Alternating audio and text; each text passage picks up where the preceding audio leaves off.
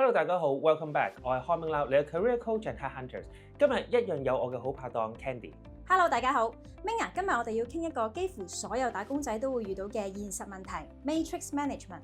嗱，你同時咧要向兩個老細交代，老細 A 咧俾單急嘢你做，老細 B 又俾單急嘢你做，兩個都話星期二要。如果你叫佢哋自己搞掂，佢一定會話：喂，你咁 professional， 兩樣都搞掂啦。咁究竟點樣先可以唔 burn out 咁生存落去呢？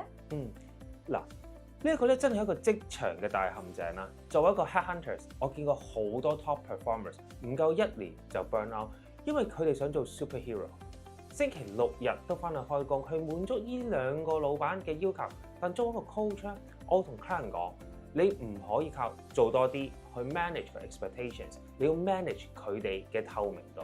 透明度即係點啊？俾佢哋睇下我有幾大壓力？唔係俾佢哋睇到你嘅情緒，係俾佢哋睇條數。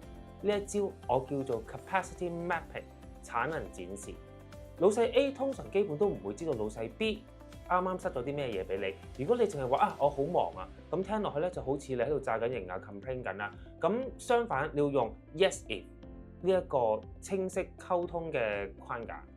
聽落 OK 喎 ，yes if 咁，但係喺現實中應該點樣講呢？例如老細 B 俾咗兩單好，俾咗第二單好急嘅嘢你可以咁答冇問題，我可以喺星期二俾到你呢個完成你呢個 project Y。咁但係如果係咁咧，我就要將老細 A 嗰單 project X 就要推到禮拜四啦。你覺得我直接同老細 A 咁樣 update OK 啊？定係你都想再睇下點樣安排？嗱，你冇講過 no 啊，你係講緊 yes。但係你將呢個 yes 嘅代價直接擺喺佢面前，等佢去揀。咁即係你唔再做嗰個默默頂晒所有嘢嘅超級英雄，而係逼佢哋正視嘅 trade off 啊！冇錯，咁樣咧你就變成一個 problem solvers， 你去解決問題，而唔係一個塞咗一個樽頸位嗰度。你令佢哋覺得真係睇到你100% 嘅 capacity， 並且一齊參與呢個 priority 嘅過程，好實用喎。不如總結3點俾而家夾喺兩個老細中間嘅聽眾啦。第一，唔好再做 superhero 啦，每個星期做足80個鐘頭去掩飾公司制度嘅問題，最後只會令到你自己 burn out。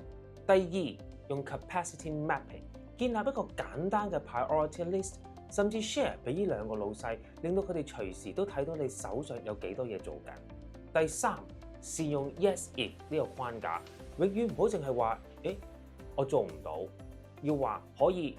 如果我哋可以將另一個 project 嘅 deadline 褪後，令老細同你一齊去諗呢個解決方法，而唔係你自己一個人去死定。